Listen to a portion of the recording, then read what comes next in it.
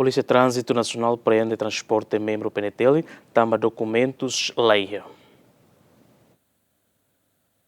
Diretor Direção Trânsito e Segurança Rodoviária Nacional, Superintendente Assistente Luiz da Costa Hateten, Polícia Trânsito e Segurança Rodoviária Nacional, ao passar revista para transporte carreta não motorizada, nebe utiliza os membro polícia no funcionário civil Sira, nebe halau serviço e a Comando Geral PNTL Caicoli. E passar revista ne, Polícia Trânsito e Segurança Rodoviária Nacional, prende motorizada no carreta ou não resingida, os membro polícia Sira, tamalalori documentos não monta assessoria. Membros nebe maka hirak nama serviço e a quartel-geral.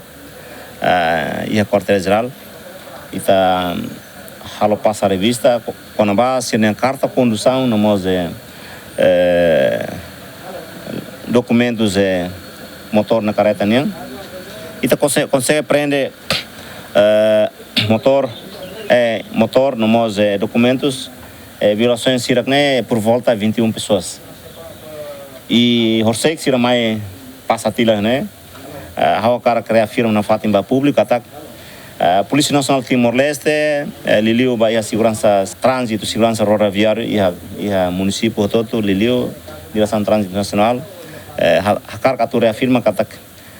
ita lei ne vale ba emhot dalam rumah pública estão na ia media social kata nebe mak zero makan zero dalam rumah PNT dalam rumah sira seguro mal hawa cara francamente hanesan qualidade hanesan diretor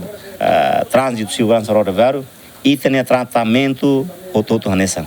e 14 pessoas maka selona orsek e falta 17 pessoas. Transporte no documento Sira nebe Polícia Trânsito Segurança Rodoviária Nacional prende ne assegura ela e a Comando Geral PNTL hodi heng nain Sira selu multa e a banco ha foi forte fila fali transporte. João Carlos, GMN.